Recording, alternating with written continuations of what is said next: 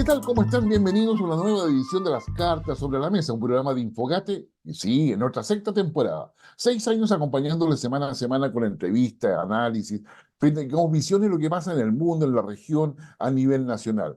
Usted lo ve gracias a Mundo TV, la señal de cable Mundo, que está hoy día desde Antofagasta a Los Lagos, pero no solamente por eso, tenemos otras plataformas de cable que también emiten nuestro programa, digamos, y creen en nosotros. Y eso es, por ejemplo, Telecauquenes, Ñublevisión, Radio Nonguén en Concepción, a quienes saludamos a todos nuestros digamos, auditores, a nuestros televidentes, que nos escuchen y nos ven a través del país, para desearles que tengan una muy feliz Navidad, que tengan, qué sé yo, un buen año nuevo. Ya nuestro programa se va a dedicar ya a todo lo que son los balances y los escenarios futuros, pero hoy día lo vamos a sorprender porque vamos a conversar de nosotros como humanos, de nosotros como personas. Pero ya lo vamos a contar. Síganos en las redes sociales, digamos, de Infogate, digamos, X, ¿no es cierto? Antes Twitter, digamos, Facebook, Threads, a YouTube y, por supuesto, Instagram. Denos un like porque eso es importante para nosotros y fundamental. Y bueno, ya estamos en Navidad y tantas veces se lo hemos dicho, si usted quiere un regalo especial,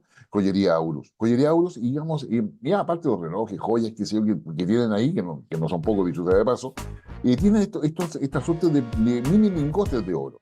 1 onza de oro que es libre de impuestos, ¿ya? Y que tiene diversos valores, diversos pesos, ¿ya? Y que usted puede adquirir y regalarlo en esta Navidad como una inversión, o sea, lo regala a usted mismo, se lo regala a quien usted desea, a su nieto, para poder que empiece a ahorrar.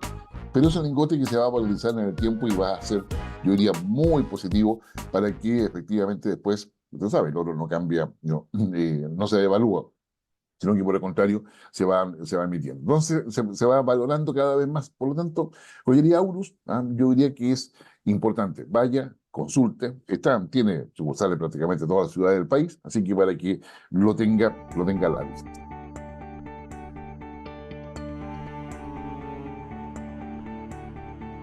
No cabe duda que las interpretaciones después del plebiscito, después de 4 años prácticamente de discusión constituyente, el funcionamiento de los partidos, todo el mundo habla de que hay un hastío, de que hay un cansancio, de que la gente ve yo decía, con distancia la política o de alguna forma, digamos, la ve, que sea, con algún nivel de frustración. Bueno, digamos, a nosotros nos interesa eso porque estamos muy claros de que el país no se divide en izquierda y derecha, o que lo estemos polarizado, o que la gente viva alrededor de ideologías. Ya desde hace algunos años la fecha, ya se sabe que las emociones son importantes. Bueno, pero, bueno, y también sabemos, dicho sea de paso, de que nos faltan liderazgos. Eso ha quedado en evidencia en cualquier parte donde uno mire. Y los liderazgos tienen que ver con la armonía interior y tienen que ver con la capacidad de mirar a futuro. Bueno, pero para conversar sobre eso, hay quien se ha dedicado a eso por años. Tiene muchos libros, ya nos va a contar él, pero nos permite tener una visión quizás más omnicomprensiva, si me atrevo a decirlo de esa manera, o con mayores elementos para poder entender qué pasa con el comportamiento humano hoy día, en el siglo XXI, y particular frente a los escenarios socioeconómicos y particularmente sociopolíticos. Saludamos a don Arnaldo Canales. Arnaldo, un agrado saludarte. Bienvenido. Él es el director ejecutivo de Liderazgo Chile, que es una ONG que lleva ya algunos años planteando temas del liderazgo. ¿Cómo estás? Gusto en saludarte. Mucho gusto, Guillermo. Un placer saludarte y compartir este espacio contigo también para hablar de este tema tan importante. Sí, sí. Oye, pregunta así de copuchento, porque digamos, la verdad es que nuestros seguidores que están de Arica a Punta Arenas lo van a agradecer. ¿Y qué hacen en Nueva Zelanda? Bueno, en la vida uno tiene que, dicen, plantar un árbol, escribir un libro y tener hijos. Bueno, yo tengo dos ¿Ya? hijos, uno de ¿Ya? 17 y una hija de 18 años. Y mi hija de 18 años, este año se quiso dar un año sabático y quiso también entrar en rodaje en el mundo laboral. Vino a trabajar, vino a estudiar, a fortalecer su inglés. Así que estoy en Nueva Zelanda en el rol de papá también y aprovechando a hacer algunas actividades también laborales en la Universidad de Auckland y otras actividades también en la ONG que presido. ¿Ya? Así que aquí A ver, estamos también con mi hija. pero qué bueno que vamos además pasar las fiestas con ella, así, bueno, y con toda la diferencia que significa llegar a Nueva Zelanda. Eh, ¿Tú conocías Nueva Zelanda antes? No, no había venido nunca, así que Te- también y te, me permite conocer. ¿Ya? ¿Te ha impactado cómo funciona la sociedad, digamos, parámetros distintos a los nuestros, me imagino? Bueno, sí, yo tuve la oportunidad también de vivir en Suecia hace muchos años, 5 años ¿Ya? son países desarrollados. Bueno, Nueva Zelanda no escapa a eso y efectivamente el orden, la seguridad social, el tema de la seguridad también desde la conciencia social, que es tan importante, desde detalles tan simples como el respeto al peatón o al respeto también de aquellos espacios donde la protección del individuo es parte también de los vínculos en comunidad. Por lo ¿Mm? tanto, uno siempre está como atento a cómo ellos se van relacionando desde una estructura de coherencia frente a esta conciencia social, de los detalles más simples, desde hablar, desde el respeto, ¿Mm? desde los vínculos que uno va generando. Por lo tanto, siempre es grato venir a un país donde uno se siente seguro, que es súper importante. Uno anda con esta sensación de inseguridad permanentemente y en estos países como que uno baja un poco la guardia y permite caminar por la calle sin miedo a que te vayan a asaltar, por ejemplo, que también Eso. hoy día es un valor tan importante. Exactamente. Oye, ya tú llevas varios años en todo esto. Tú empezaste como psicólogo, ¿verdad? Exacto, yo estoy terminando de estudiar psicología, soy ingeniero de profesión No y me llevo digas. muchos años trabajando en la educación emocional. Tengo varias especializaciones y efectivamente es un tema que hoy día nos mueve porque obviamente nace de una carencia también que tenemos en la formación de muchos profesionales, el aspecto del aprendizaje socioemocional que hoy día está tan de boga. A ver, pero espera un momento. A ver, eres ingeniero. Yo lo que más me sorprende, yo también soy ingeniero, yo me dedico a ciencia política, por ejemplo. Ya, entonces, ya, ¿cómo fue ese tránsito tuyo de la ingeniería a la psicología y a preocuparte del liderazgo y las emociones? Porque eso es un salto cuántico, eso. Sí, bueno, dicen que, y por qué hoy día estoy liderando una ONG? Bueno, te comento brevemente, yo durante 20 años trabajé en el mundo del retail, fui gerente de muchas sucursales, trabajé en Falabella, trabajé en La Polar, trabajé en No. distintas empresas ligadas al mundo de las casas comerciales, pero anterior a eso yo tuve un trabajo social bien importante, siendo parte de la dirección de proyectos de la Asociación de Guías Scout de Chile, trabajé en el Hogar de Cristo, en la Aldea SOS, y hacía un trabajo social en paralelo a mi mundo laboral, el cual generaba los ingresos para poder vivir. Y desde ahí nace también, principalmente porque mi formación, desde niño, a los 9 años, yo fui scout, y te cuento No. brevemente, yo vivía en entornos de riesgos psicosociales, yo vivía en Ñuñoa, en la Villa Frey, y ahí obviamente tenía carencias también de redes de contención familiares, papá, mamá, y los scouts, a los 9 años, yo voy a este grupo scout, que unos niños que estaban jugando en una plaza, me invitan a jugar estos niños y finalmente estos niños a mí me salvan la vida de alguna manera. Una vez una persona me dijo, no fueron los scouts, fue Dios que te salvó, Ujú. porque yo a los 9 años, este niño que estaba todo el día en la calle, finalmente toma este camino del aprender haciendo, que hoy día se habla mucho, y tomé desde los 9 años este aprendizaje socioemocional.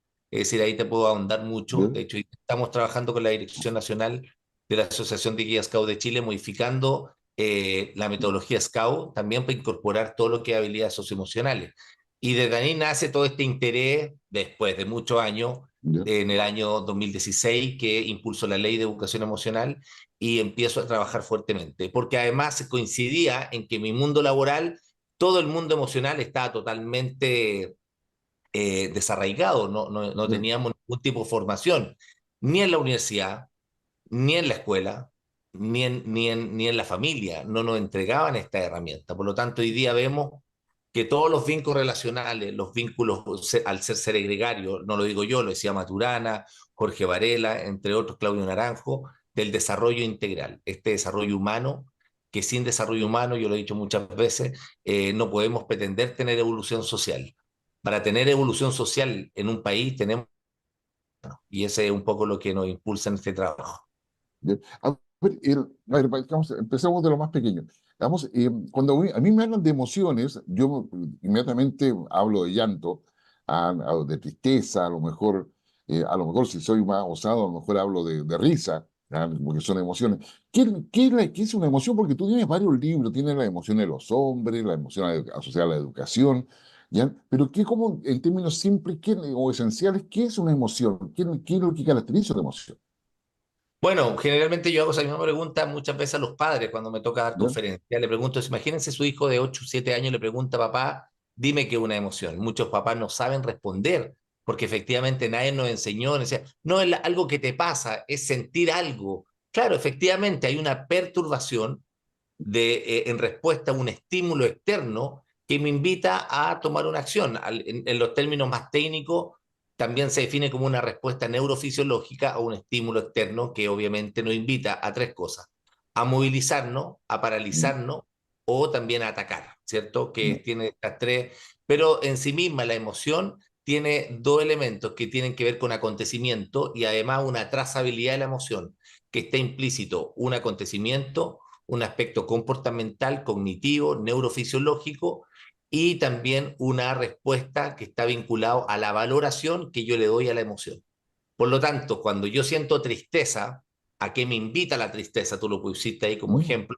Bueno, primero reconocerla, validarla, legitimarla, entender cuál es el mensaje que hay detrás de eso.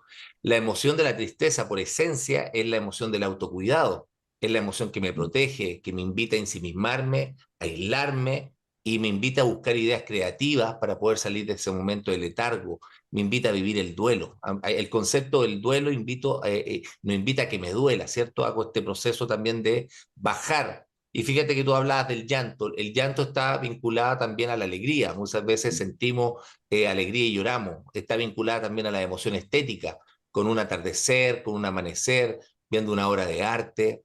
Las emociones están presentes muchas veces en situaciones maravillosas que la vida nos regala. Pero el llanto en sí mismo es una expresión también para hacer un proceso de liberación frente a estas emociones contenidas, principalmente la tristeza, la angustia, la desesperanza, a veces momentos de frustración. Estas emociones están ahí y el cuerpo nos invita a soltarlas.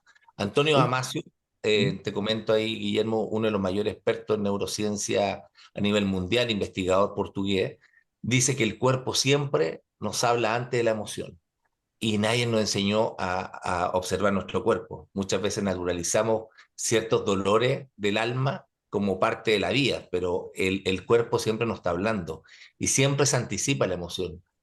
Y si logramos aprender de eso, obviamente podemos liberarnos y hacer un trabajo mucho más lindo y más genuino respecto a lo que decía inicialmente, cómo vamos legitimando, cómo vamos entendiendo los mensajes, a qué me mueve la emoción, a qué me invita, y desde ahí también como sociedad vamos construyendo también seres mucho más empáticos. Fíjate que aquí es un gran mensaje detrás de esto, es decir, cuando yo desarrollo la capacidad empática es porque me estoy poniendo en una posición donde también estoy viviendo este, este, este mundo emocional y lo intento interpretar a través de lo que el otro vive. Obviamente nunca voy a poder estar en los zapatos del otro, como dicen, porque calzo 42, el otro calza 45, no puedo experimentar el dolor del otro, pero al menos puedo hacer un pequeño puente para poder generar una conexión emocional respecto a lo que él está viviendo. Pero es un tema que obviamente es bastante carente hoy día en la sociedad que vivimos. Sí, a ver, digamos, déjame, digamos, ir desagregando un poco la cosa que me has dicho.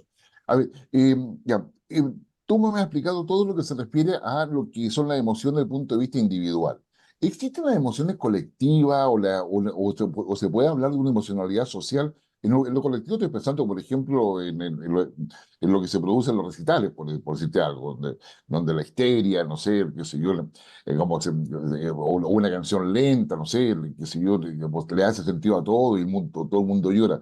¿Qué pasa ahí con las emociones colectivas, con las emociones sociales?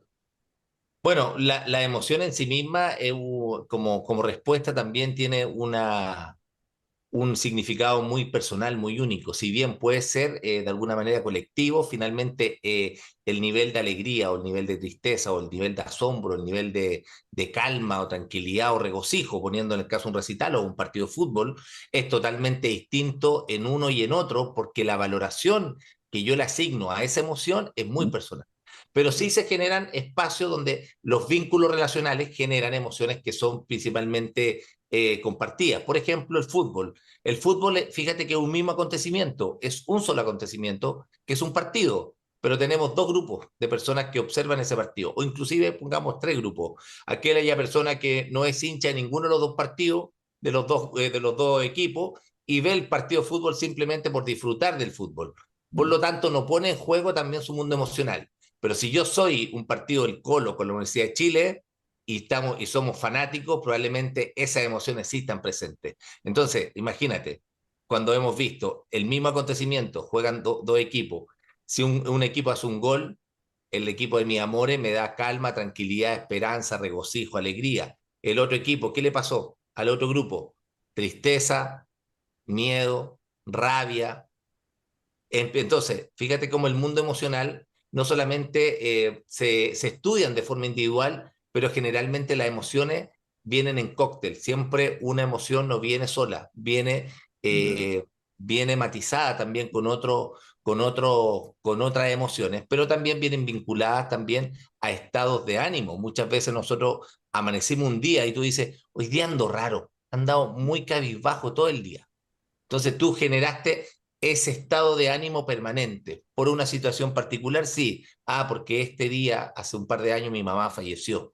Por lo tanto, este ha sido un día para mí. Por lo tanto, desde que me levanté hasta que me acosté, viví en un estado de ánimo de tristeza, de melancolía, Mm. etcétera. Entonces, ahí hay varias diferenciaciones. A ver, otra duda que me surge, ¿qué relación, sí, qué relación diría yo, tienen que ver el estrés con las emociones? Porque muchas de las cosas que tú me dices, a mí me suenan que me la van a diagnosticar como estrés. ¿Ah? Digamos, ¿hay relación entre el estrés o estamos hablando de dos categorías analíticas distintas? Bueno, hay varias definiciones de eso. El estrés por sí mismo está vinculado también a la hormona del cortisol. Por lo tanto, cierto nivel de cortisol vinculado al estrés es muy bueno porque nos permite un motor que nos permite funcionar. Pero así como pasa con el exceso de pasado que termina siendo depresión y el exceso de futuro termina siendo ansiedad, el exceso de presente termina siendo este estrés. Por lo tanto, Ok. también hay un trabajo personal de cómo yo logro regular este estrés finalmente para poderme disponer en términos productivos, en términos de eficiencia, en términos de lograr una productividad que vaya vinculada a ser un motor y no generar también una sensación de incomodidad que finalmente me termina bloqueando. Esa sutil diferenciación tiene que ver también con educación emocional. Cómo logro también poner en balanza que lo que se dice mucho en la organización es lo urgente, lo importante, y también tener sentido de realidad, que muchas veces también gran parte de los problemas, como se ha dicho muchas veces, de los problemas que hemos tenido nunca pasaron. Le hemos dado tanto poder a la mente que finalmente sufrimos por cosas que nunca van a pasar y creemos que van a pasar y finalmente son menos complejas de lo que pensamos. Ya. A ver, ahí al pasar nombraste el tema de la educación. ¿Cómo se educa emocionalmente? Porque tú lo decías al inicio, es decir, uno se va encontrando con que, pucha, voy a entrar a una reunión importante o dar una prueba, que es lo que le pasa a uno en la universidad, y le duele la guata, parece que el intestino, las tripas se están ahí apretando. Digamos, ¿y cómo se educa para saber de la emocionalidad? ¿O cómo uno puede autoeducarse? Porque yo creo que hay mucho de autoeducación acá. Sí, bueno, lo primero, hacer una pequeña reflexión del sistema educativo. ¿Ya? Nosotros hemos crecido una educación, primero que ha sido individualista, es una educación que nos invita a la competencia y también nos invita a la desconfianza. Desde niño, los papás que buscan desde colegio, buscan los colegios ¿por qué? Porque es de excelencia académica, por el ranque, por el NEM, por el CIMSE, porque quiero que mi hijo sea, obviamente, y lo que esperamos todos, que mi hijo sea una persona de bien y que tenga muy buenos resultados. Por lo tanto, ya al entrar en el colegio, entramos en un sistema donde construimos con trabajadores en términos bien reales. Por lo tanto, relegamos un poco, hemos relegado este mundo emocional. Por lo tanto, en este proceso de individualismo, desconfianza y competencia, es donde empezamos a integrar aquel desbalance que hay con este desarrollo integral. Por lo tanto, tu pregunta la abordaría de decir, ¿cómo lo hacemos? ¿Por dónde partimos? Primero, desde el mundo de educación, desde la educación, primero con la formación de los padres. Y esto es muy complejo. Es decir, lamentablemente nos han dicho toda la vida que nadie nos enseña a ser padre, pero hoy día Mm. sí está enseñando a ser padre. Porque lamentablemente hoy día todo lo que hay de evidencia científica, de todo lo que existe respecto a los estilos de crianza, que estaban muy arraigados, como tu papá, Guillermo, tu mamá, fueron entes modeladores también de tus abuelos, de cómo ellos criaron también, ellos fueron criados, que uno va repitiendo. Por lo tanto, uno dice, oye, a mí me criaron de esta forma, a correazo, me golpeaban y yo crecí derechito y yo no tengo trauma. Uno dice eso. No, al revés. Nosotros estamos llenos de trauma y vivimos a veces en un proceso muy ajeno a entender cómo el estilo de crianza se impacta. Eso por un lado.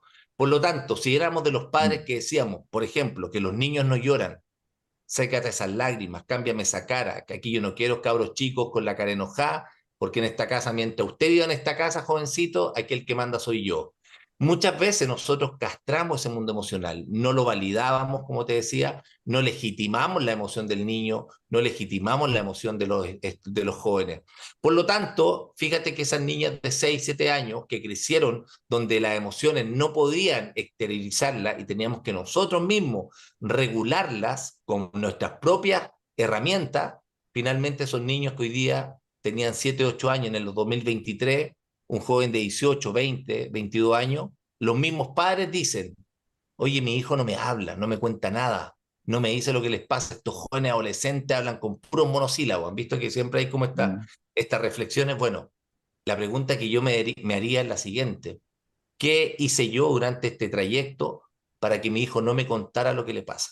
¿Qué hice yo yo como padre, como mamá, para darle un espacio de redes de contención donde mi papá no me tuviese miedo, donde a mi papá yo no le tuviese desconfianza y pudiese comentarle desde mi primer amor, desde la primera vez que tuve una situación compleja laboralmente, donde tenga esta red de contención? Si esa red de contención inicial está presente, maravilloso. Generamos en el niño un apego seguro, en el joven, en el futuro adulto. Pero también viene la formación de la escuela. Hoy día la formación socioemocional de los profesores está carente.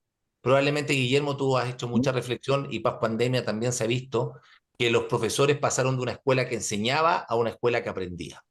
Por lo tanto, los profesores empezaron a hablarle de un mundo emocional en pandemia, donde le dijeron, profesores, contengan, modelen, regulen, apoyen a todos los niños del mundo desde su mundo emocional, porque este es un tema que va a durar 2 años. Y yo que trabajo con muchos profesores, la pregunta que siempre se hacían los profesores era, bueno, ¿y quién me enseñó a mí de emociones? Fíjate, Guillermo, que en promedio un adulto no reconoce más de 4 emociones. Una persona con un abecedario emocional debiese reconocer al menos 35 de las más de 500 emociones que existen, porque confundimos emociones. Por ejemplo, el arrepentimiento con remordimiento tiene también una definición totalmente distinta que tiene que ver con carga valórica, totalmente distinta. La emoción en sí mismo tiene también toda una depuración que se va observando en la medida que yo voy siendo más, teniendo alfabetizándome emocionalmente. Por lo tanto, ahí viene la formación del profesor. Ahí viene la formación de la escuela, ahí viene el trabajo socioemocional. Y yo hablo de competencias emocionales desde la conciencia, la regulación y la autonomía, entre el desarrollo de la autoconfianza, la autoestima, la resiliencia, eso que nadie nos enseñó en la escuela. Pero además de eso se vinculan en el trabajo socioemocional, ahí te puedo contar varios ejemplos que hemos estado capacitando tiempo atrás al Instituto Nacional, en algún momento tengo un par de anécdotas de eso, donde también se incorporan las habilidades socioemocionales, la asertividad, la escucha activa, el trabajo en equipo, el desarrollo también de habilidades sociales tan importantes en el mundo laboral. Y obviamente tomando un poco la idea de esta entrevista, también viéndolo desde el mundo político, desde el mundo de los Sí, liderazgos, que también es tan sí, no. importante. Sí, ya vamos para allá. Ahora, ya, la última pregunta es bueno conceptual porque, digamos, créeme que no, para muchos no es fácil, o sea, digamos, poder entenderlo bien. Digamos, ¿qué rol juega la neurociencia? Porque finalmente tú también has estudiado neurociencia, lo aplicas en todo esto, porque finalmente haces una ecuación con distintos elementos. Entonces, bueno, ¿qué rol juega la neurociencia en todo esto? Bueno, la neurociencia, frente a lo que hoy día hablamos de educación emocional, es la evidencia que faltaba para poder decirle a un profesor, a un político, a cualquier persona, Ya. que la disposición emocional es la que determina la capacidad de aprender en un niño, la disposición emocional. Esto no lo acabo de decir yo, una linda frase que la inventé yo, lo dijo Platón hace 2200 años.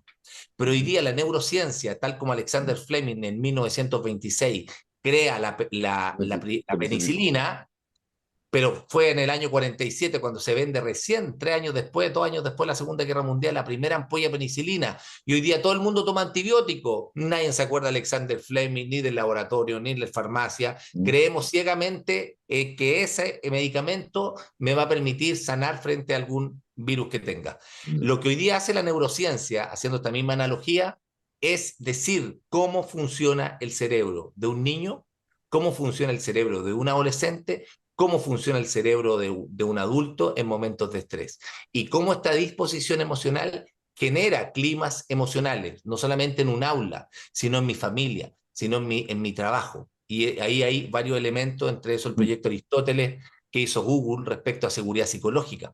Por mm. lo tanto, la neurociencia aquí nos está diciendo, señores, todo el mundo emocional hoy día está evidenciado. Crean en esto. Y uno de los grandes elementos que me encanta un poco el trabajo que ha hecho Joseph Leduc, psicólogo Ujú. norteamericano, que es que el que más ha estudiado la amígdala cerebral.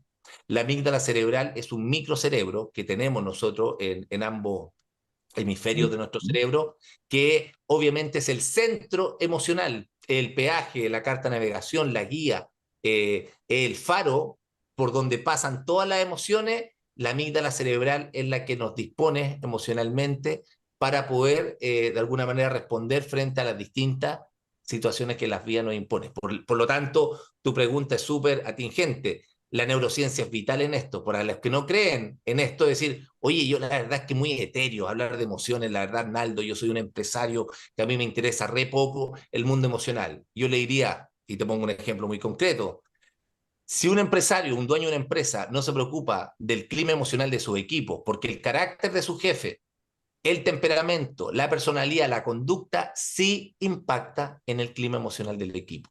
Baja la productividad, aumenta la accidentabilidad, baja la innovación, baja los espacios de creatividad, por lo tanto, sí afecta. Por lo tanto, yo me preocuparía como líder de tener liderazgo emocionalmente inteligente, porque sí esto contribuye también a un país mucho más eficiente. Mira cómo se traduce, y podría hablarte del concepto de tirar licencia, que en Chile también lo hemos escuchado toda la vida. Ujú. Ahora, Arnaldo, no puedo dejar de preguntarte, bueno, a ver, tú me hablas tanto de las emociones y sucede que, bueno, la neurociencia que lleva ya décadas, y cada vez se ha profundizado más, finalmente también abrió un espacio en lo que hoy día, junto con la tecnología, lo que conocemos como inteligencia artificial, ¿no es cierto? Y en esa inteligencia artificial, la robótica, todo ese tipo de cosas, el metaverso, parece ser que no hay emociones. Entonces, como que hay una suerte de disociación dentro de lo que es el futuro que algunos plantean, como asociado al transhumanismo, en fin, una serie de cosas, donde las emociones no estarían. O estamos hablando que las emociones también evolucionan y de alguna forma se van a adaptar a todo este cambio. Yo te miro tu reflexión en realidad, porque la verdad que me parece a mí un tema que se va colocando. Es decir, porque hay mucha gente que dice, las emociones me molestan, no me dejan trabajar, no me dejan ser productivo, o sea, debería yo ser frío, así completamente, o fría, si te trata de una mujer, ¿ya? Y no tener emociones. Pero yo creo, por lo que tú dices, que el ser humano esencialmente es emotivo, es decir, digamos, de lo contrario, como no podría avanzar. ¿Cómo ves no sé, esa irrupción o disrupción de la inteligencia artificial?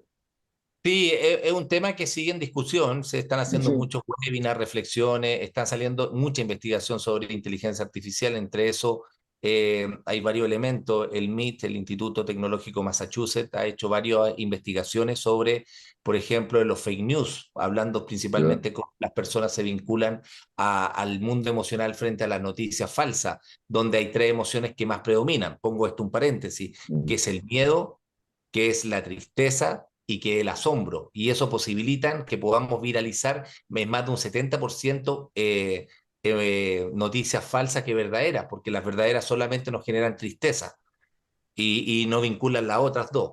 Por lo tanto, y hay un elemento importante acá con respecto a tu pregunta, porque el mundo de la inteligencia artificial ha sido creado de una forma tan potente que los vínculos, yo no sé si tú has usado ChatGPT, cuando uno le pregunta al Sí. ChatGPT Estimado, por supuesto que te voy a responder. Feliz de colaborar contigo. El vínculo emocional que yo genero con la máquina, y hay una investigación que es muy interesante respecto a eso, tener un nivel de empatía frente al usuario, en este caso el ser humano que está interactuando con la máquina, ¿Mm? donde generamos un vínculo, principalmente porque la relación que yo genero frente a mis preguntas siempre es muy cordial, es muy atenta, es muy servicial. Si uno le hace una pregunta, siempre te va a responder de una forma muy alegre o donde tú dices, oye, qué simpático leer el chat GPT cuando yo le hago una pregunta. Por supuesto, yo te puedo apoyar en eso. Y en resumen, considero lo que tú estás diciendo un buen aporte, ta, ta, ta, ta. Inclusive yo he hecho ejercicio donde yo le he ofrecido dinero al chat GPT. Te ofrezco $1.000.000 por responderme esta pregunta. Y el chat GPT, no te preocupes, no me des dinero. Yo simplemente quiero apoyarte frente a tu consulta. Fíjate cómo uno dice, oye, estoy interactuando con una máquina y ya siento una sensación de vínculo donde me genera un puente que va vinculado a lo relacional. Es un puente relacional, a pesar que yo sé que es una máquina, pero como uno cree Claro. todavía inconscientemente que el que me está hablando allá eh, tiene vida, porque ¿Mm? efectivamente nosotros confundimos muchas veces esto, porque la mente también no hace trampa. Por lo tanto, esa investigación que no recuerdo hoy día, la universidad que lo hizo, genera que el vínculo relacional que generan las personas que interactúan con la inteligencia artificial genera un vínculo emocional muy ¿Mm? potente que finalmente genera dependencia. Ahora, para cerrar tu idea, yo creo que la gran diferencia que jamás va a ser postergada por una máquina o particularmente por el chat GPT o todas las tecnologías es poder tener finalmente la emoción. Y la emoción finalmente es lo más genuino, es lo más honesto que tenemos los seres humanos. La emoción siempre me habla en el presente, me habla en el aquí y ahora, me cuida, me protege y siempre va a estar al servicio de mi adaptación y subsistencia en este mundo. Por lo tanto, siempre las emociones, con su luz y su sombra, me está cuidando. Lo que pasa es que nadie nos dijo eso. Pero el pensamiento es medio perverso, porque el pensamiento está en una segunda dimensión. Está como una ¿Mm? nube arriba en el cielo y se mueve con mis conjeturas, con el divagar de mi idea, pero la emoción es concreta, es real.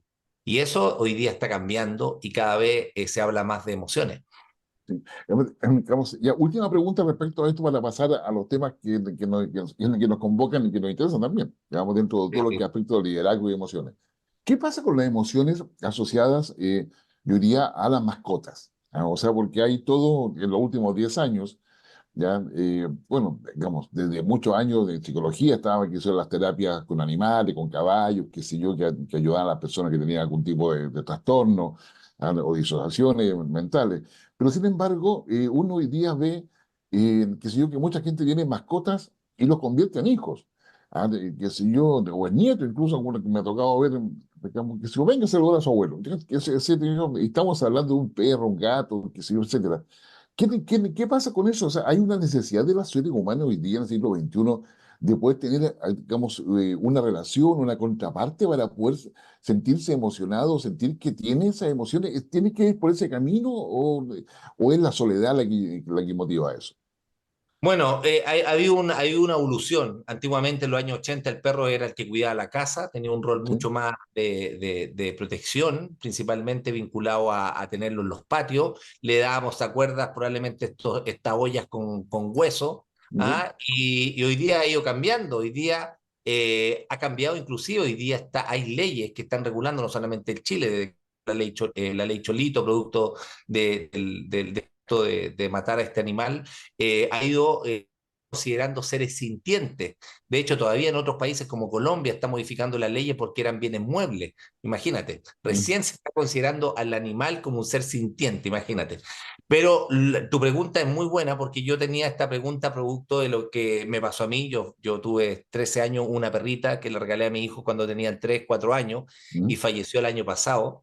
Y yo lloré todo un día y dije, wow, ¿cómo me dolió esto? No me había pasado ni con mis papás, que me había preparado probablemente para pero con ese animalito que nunca sentí, más allá del cariño que me entregaba, como nunca fui consciente del impacto que iba a tener en mi mundo emocional.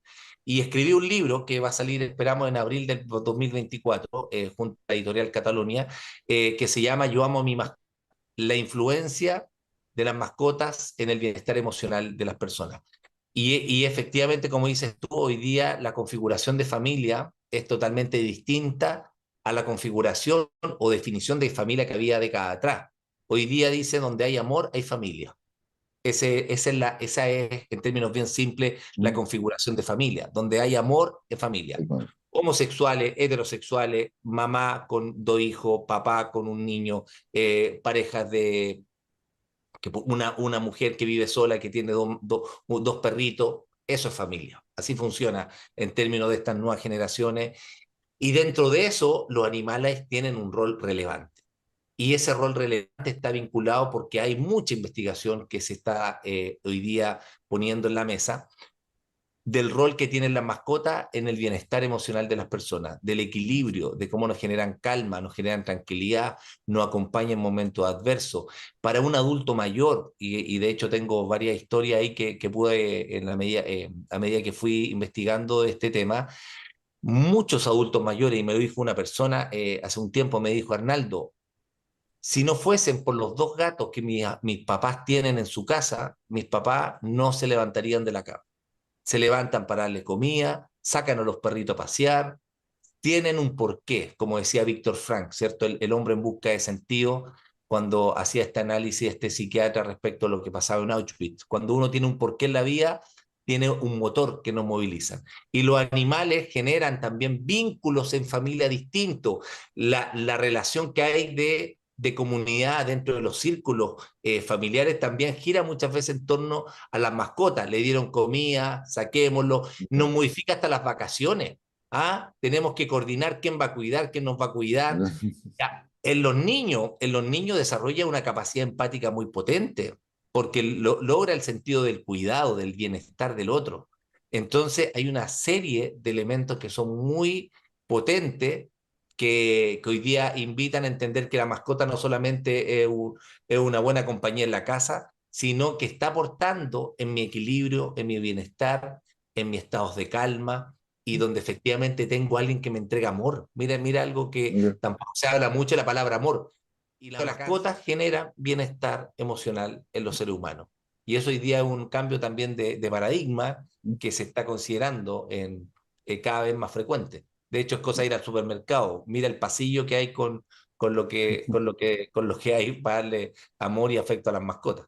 Sí, no, pues bueno, o sea, de hecho, desde el punto de vista económico, el mercado ha ido creciendo porque sí, se crean todavía más nichos. Entonces, digamos, los nichos de mercado son los que generan esto. Bueno, y la mascota es un nicho de mercado, sin lugar a duda, que se ha ido ampliando considerablemente. Ahora, Arnaldo, tú en algún minuto de la entrevista me contabas de que habías propuesto, y aquí estamos entrando ya en la segunda área de temas, habías propuesto un proyecto de ley si no mal no recuerdo, para la educación emocional, para que existiese eso. ¿Por qué crees tú que es necesaria una ley? Eh, ¿Porque las emociones se regulan? ¿Por qué es necesaria una ley? Un proyecto que está descansando en el Congreso ahí, el sueño de los justos.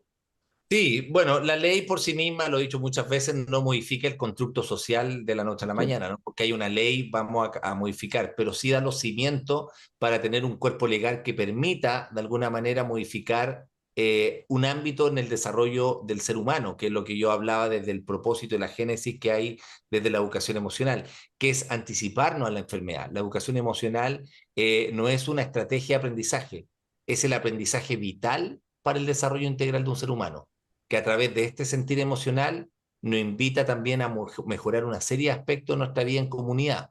Y desde ahí nace esta ley. Te voy a nombrar, porque al final no quiero caer un poco en el tecnicismo de la ley, pero voy a nombrarte un aspecto que creo que es súper relevante. La ley 21.093, que es la ley de universidades estatales, en el título 1, en la formación de formadores. Tú buscas de cualquier pedagogía en las 58 universidades que hay en Chile, y en ninguna hay, en los 4 o 5 años de carrera, educación emocional. No puede ser hoy día que un profesor salga graduado de una universidad a trabajar con niños de 3, de 4, de 6, de 10 años y no sepa educación emocional. porque todo lo que hoy día hemos evidenciado a través del mismo elemento de la neurociencia, este profesor debe saber cómo incorporar, por ejemplo, la emoción epistémica. Las emociones epistémicas son aquellas emociones que impactan en los vínculos que tiene el estudiante frente a la experiencia de aprendizaje. Si yo estoy aburrido, si estoy frustrado, si siento rabia, si siento aversión frente a la clase, esas emociones impactan en cómo yo incorporo el aprendizaje.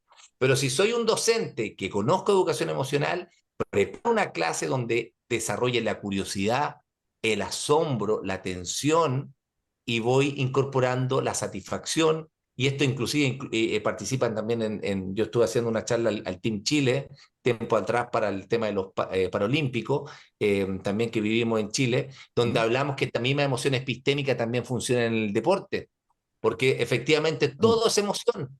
Si yo siento regocijo, siento satisfacción, siento que logro por la meta cumplida, repito, promuevo, voy nuevamente generando esto.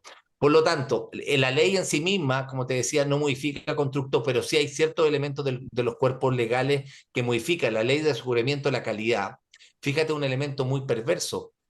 La ley de aseguramiento de la calidad, la ley 25.529, que si es que no me equivoco, le asigna como meta, como KPI, como logro a un docente que el CIMSE representa casi el 70% de su evaluación como profesor. Es decir, imagínate, te dicen, Guillermo, usted profesor, tiene que, a final de año, o cuando esté el CIMSE, yo voy a decir si usted es buen o mal profesor según el CIMSE. Y uno dirá, sí, pero yo también le enseño otras cosas a mi estudiante. Y ahí vienen los objetivos de desarrollo personal y social, que dentro de esta ponderación son los transversales, que incorporan también aspectos socioemocionales, pero eso no se evalúan. No hay un trabajo, y aquí viene un poco el tema más del mundo de la política pública, donde el jefe UTP, que es aquel docente que trabaja en la parte técnica pedagógica, le exija al profesor que dentro de su objetivo de desarrollo personal y social del niño, lo planifique para que esto tribute en la sala de clase. De acuerdo. ¿Cómo usted va a planificar su clase para que estos objetivos que están acá, usted los ponga en práctica? No, yo lo observo, los niños trabajan en grupo, ahí son, trabajo en equipo, escucha activa, asertividad. Y mira, te voy a poner un ejemplo, con esto cierro la idea, porque esto es muy importante. Yo una vez estuve dando una conferencia en el Instituto Nacional. Mira este Ya. dato.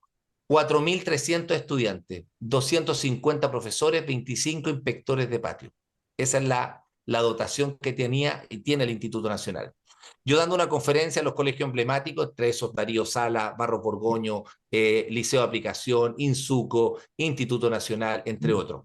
Un profesor de matemática me dice, Arnaldo, sorry, muy linda tu charla, muy linda tu conferencia, pero 2 más 2 es 4. Y yo como profesor de matemática, siempre 2 más 2 va a ser 4, y en este colegio, es un colegio que han salido 13 presidentes, un presidente peruano, y aquí tenemos que enseñarle de excelencia académica, por el tanto el mundo emocional no entra. Y yo no voy a meter las emociones en mi clase.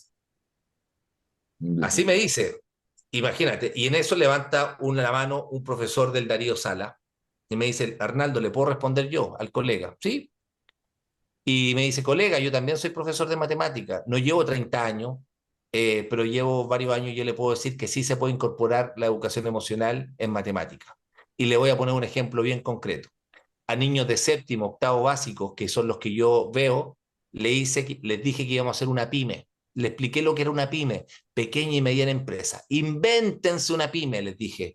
Vean, y se hicieron grupos por afinidad, se juntaron con el mismo celular, buscaron cómo iban a desarrollar el proyecto. Un grupo dijo jabones artesanales. Perfecto, ¿cómo lo van a hacer? Aquí tenemos los materiales, profe. Glicerina, anilina, aquí tenemos los costos y todo. Eso no era todo. Tuvieron que salir a vender los jabones artesanales a los profesores. Hicimos una feria. Asertividad, escucha activa, trabajo en equipo, resolución de conflictos, liderazgo. ¿Se puede hacer en matemática? Sí, se puede hacer. El tema es desaprender. No podemos seguir teniendo una educación del siglo XIX con profesores del siglo XX, pero alumnos del siglo XXI. Fíjate, donde el poder del conocimiento ya no lo tiene el profesor, el poder del conocimiento está acá. En la mayor biblioteca del mundo está en el celular. Ujú. Todos tenemos acceso a todo hoy día. Por lo tanto, ese poder del conocimiento que antes, ¿te acuerdas que el profesor nos castigaba o nos premiaba por la nota que nos ponía? Hoy día un niño de séptimo básico te levanta la mano y te dice, mire, profesor, qué interesante es lo que hice, le complemento porque yo también me encanta ese tema. Yo le puedo decir muchas más cosas porque yo también las he estudiado. El profesor, ¿qué te va a decir? Ah, qué interesante. Entonces, por eso también hay modificaciones en la forma en que nos vinculamos también desde una de educación que está evolucionando. Sí. Ya, ahora, ya, emociones y política. O sea, es decir, ¿qué pasa con la emoción y la política? Y centrémonos en Chile, porque podríamos hacer un paso, yo diría, por varias partes del mundo. Ah, digamos, tenemos el Chile previo a octubre de 2019, tenemos el Chile con estallido social y el inicio, con ese acuerdo por la paz social y una constitución el 15 de noviembre de un proceso constituyente que ha fracasado. Ah, tenemos la pandemia de por medio. Digamos, y los gobiernos, yo diría, parece que andan como buscando la pelota, digamos, porque la verdad es que la pelota está por toda la cancha, ¿ya? Y nadie la tiene. No sé, por lo menos lo que yo lo veo. ¿Cómo lo ves tú desde tu perspectiva? Bueno, yo haría una reflexión desde el estallido social adelante, donde ¿Ya? tristemente hubo un cambio radical. Yo creo que todos los chilenos en un momento sentíamos que, oye, la gente en Chile no reclama. Siempre se acuerda que salían casos, y decían, oye, nadie hace nada. Sale el caso una semana, después salían las clases de ética, después salían esto, el de Faco, el tema de ferrocarriles, toda esta historia que uno escuchaba de los grandes montos y nadie pasaba nada. Y de repente, oye, y lo dijo, bueno, Chile despertó, que era, ¿Ya? o sea, ¿te acuerdas que Sí, un antiguo ministro decía, esto no prendió chiquillo? ¿Te acuerdas que decía sí, bueno, que fue un meme que duró mucho sí, tiempo? El cambio que se generó y la génesis que hay en este sentido es en octubre, tiene que ver con algo que hizo, una encuesta que hizo Ipsos, con un estudio que hizo una encuestadora importante en Chile durante el estallido social y que dice lo siguiente, la pregunta que le hacían a los chilenos, ¿qué es lo que más usted percibe que adolecen los líderes en nuestra sociedad? Esa era la pregunta, en términos simples. Y más del 68%, casi el 70% de los chilenos, lo que dijo fue la falta de empatía respecto a las necesidades. Esto es un tema, tú como ¿ya? eh, experto en política también entenderás que esto es súper atingente porque muchas veces son aquellos mandantes desde la voz del pueblo, se supone, para poder ir en respuesta a aquella necesidad insatisfecha que tiene una comunidad, una sociedad. Y desde ahí podríamos empezar a hablar cómo hoy día la sociedad cambió frente a esto. Primero, con este mundo emocional que tú bien me ¿Ya? decías, cómo nace, ¿cierto? Nace desde la desconfianza, nace desde la sensación de injusticia, de inequidad, y fíjate que lo que afecta acá también tiene que ver con algo que hoy día está muy presente, que podríamos profundizarlo, que tiene ¿Mm? que ver con la carga valórica. Bueno, y de ahí fuimos testigos en estos 2 años, 3 años que han pasado, de cómo la sociedad también ha tomado respuesta y hemos sido bastante complejos. De hecho, todos los cientistas políticos están constantemente cuestionando, oye, ¿cómo votan por un lado acá, la otra votación votan por esto? ¿Cómo es difícil medir, tener un termostato respecto a cómo el chileno está tomando esto, porque finalmente estas últimas elecciones la gente está cansada, está agotada, no ha funcionado. Entonces decimos, ¿qué vamos a hacer? ¿Cómo? ¿Volvemos a votar de nuevo? Entonces ahí tú también tienes mucho que a lo mejor que decir como experto por el lado ya ¿Ya? de la toma de decisiones. Pero en términos emocionales, efectivamente, yo creo que el punto de partida frente a tu pregunta es ¿Mm? la carencia de empatía. Desde ahí nace todo. Sí, no, yo creo que esa carencia de empatía, digamos, no tiene duda. Ahora bien, digamos, con esta primera aproximación que tú colocas, bueno, a ver, te pregunto, ¿las expectativas cabe dentro del concepto de emociones? Porque finalmente, yo diría, las emociones, tú dijiste algo como entre medio, o sea, el futuro digamos, genera frustración cuando no se tiene. El presente, genera, digamos, en la práctica, como otra emoción, y la ansiedad, digamos, no, la ansiedad del futuro, digamos, eso es. Como está una emoción asociada al pasado y otra al presente. Y en política, finalmente, con el plebiscito que acaba de pasar, parece que todo queda ahí. ¿Cómo se canalizan las emociones? El liderazgo y las emociones, porque finalmente todos están esperando que alguien haga algo, nadie sabe quién. Los partidos políticos ya fueron superados. Hay una fragmentación política, etcétera. Entonces, de dónde viene cómo vamos cerrando esto con el liderazgo? Porque finalmente las emociones requieren canalizarse. Un vínculo que está asociado al individualismo, a la competencia y finalmente a las desconfianzas. Por lo tanto, vamos a observar, entonces, ¿cómo lo hacemos? Bueno, nuevamente desde el mundo emocional. ¿Cómo lo hacen los países nórdicos? Noruega, Finlandia, Dinamarca, Suecia. Trabajan emociones prosociales. Bien. Los resultados de los países socialdemócratas que han logrado tener consenso trabajan aquellas emociones como la colaboración, la bondad, el altruismo, el compañerismo. Mira, puede ser compañerismo, suena casi de niño de octavo básico, pero las emociones prosociales son aquellas emociones que convergen en el vínculo para poder tomar acuerdos. Fíjate que uno puede tener, también hay bandos en los países nórdicos, también hay partidos políticos, pero cuando hay una mirada de Estado, cuando hay una mirada de país, donde hay un bien superior, que ahí viene el tema de la empatía, se ponen de acuerdo y dicen, pues, sentemos en la mesa si esto es por el bien del ciudadano, esto es por el bien del país. ¿Cómo no nos vamos a poner de acuerdo si somos los representantes de esa sociedad que nos eligió? Y eso tiene que ver con una carencia en la formación. Fíjate que estamos realizando una encuesta, esperamos tenerla para marzo, que hicimos una encuesta casi el 30% de los diputados del Congreso sobre emociones.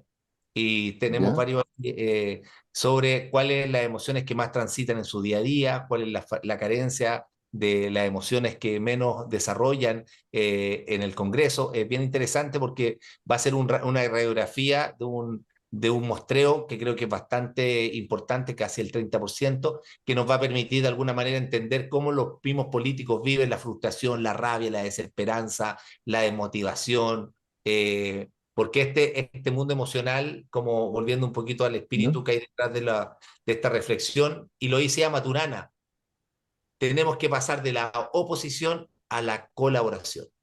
Y para hacer ese tránsito tenemos que incorporar el desarrollo de aprendizaje socioemocional. Y eso ojalá se pudiese dar en el futuro. Y que, ojo, tiene que ver con liderazgo. Sí, pues no.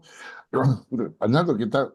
Ya, primero tengo comprometido para que cuando tengan la encuesta hagamos otra entrevista para poder darla a conocer y poder profundizar en todo eso. Lo segundo, te debo contar que nos quedan 2 minutos, se nos ha ido Perfecto. volando el tiempo. Ya, ahora, No, feliz. ya, a ver, digamos, ¿cómo yo complemento, si yo quiero saber esto, cómo yo complemento mi información? Porque, digamos, yo he escuchado que tú das conferencias, qué sé yo, hay diplomados para esto donde yo, no sé, de la ingeniería, de la ciencia política, del derecho, digamos, ¿hay una oferta en ese sentido? Sí, bueno, nosotros como ONG tenemos un propósito bastante, un apostolado que nosotros decimos que tenemos formación socioemocional, un diplomado de educación emocional, un máster internacional de educación emocional y neurociencia aplicada, y además tenemos este rol social donde todos los educadores que trabajan en JUNJI, que es la Junta Nacional de Jardines Infantiles, Ujú. que trabajan con los niños más vulnerables de Chile, esta educadora de párvulos, Sí. estos programas son gratuitos. Si yo como papá como profesional me quiero formar y tengo que tener un líder, quiero ser un líder emocionalmente inteligente, puedo optar a estos programas. Fíjate que nosotros lo que buscamos a través de como ONG, excelencia académica a un precio justo y ético.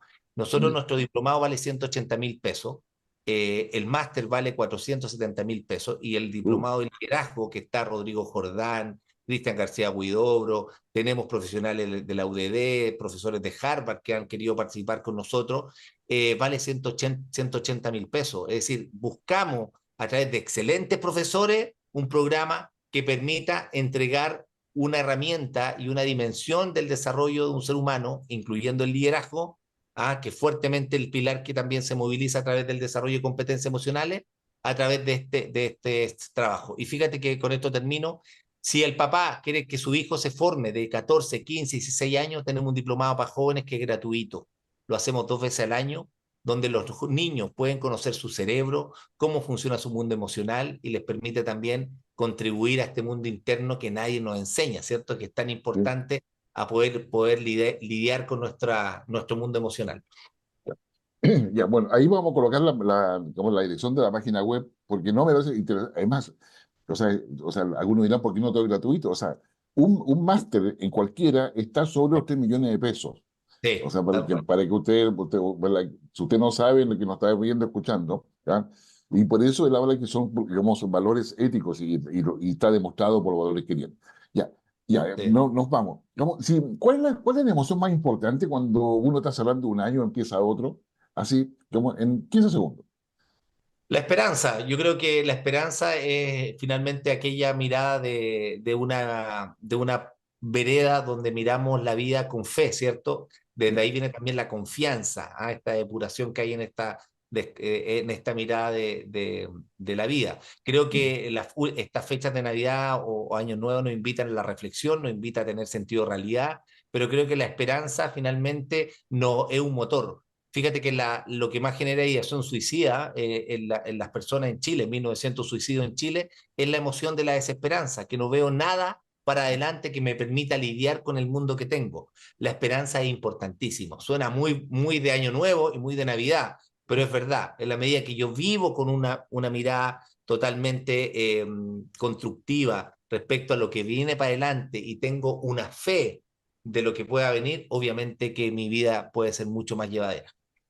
Arnaldo, te quiero agradecer muchísimo tu disposición. Hemos hecho un largo abanico y un largo repaso, así que muy agradecido por tu disposición y espero que estemos con la posibilidad de conversar nuevamente. Disfruta Nueva Zelanda, disfruta a tu hija y bueno, digamos, y ustedes que nos siguen semana a semana en Infogate, ya estamos terminando nuestra sexta temporada. Ya, digamos, vamos a seguir en enero, febrero descansamos, pero en marzo completamos nuestra, digamos, séptima temporada, 7 años ya acompañándola. Y ahora con lo que lo ha conversado Arnaldo, no sé, pues a ver, tiene sentido la cena de Navidad, converse cosas distintas, coloque las emociones en la mesa, y digan las emociones, compartan las emociones. No hay nada quizás más bonito que, o sea, compartir la pena, la alegría, compartir, digamos, el agrado, o sea, una serie de emociones que están dentro de nosotros y que no siempre expresamos. Aprovecho, pues, si lo hace un asado, lo mismo, compártelo con su amigo, con su familia, con su niño, con su amistad. No se olvide, o sea, la esperanza, lo decía Arnaldo, la esperanza es probablemente un motor que nos vincula con muchas otras emociones, ¿ya? Pero todo pasa porque aceptemos que las tenemos y que las debemos manejar y están todas dentro de nosotros para construir nuestro futuro, ¿ah? Y el futuro con todos los demás porque somos comunidad. Así que muchas gracias y nos vemos la próxima semana. Que estén muy bien. Gracias, Arnaldo.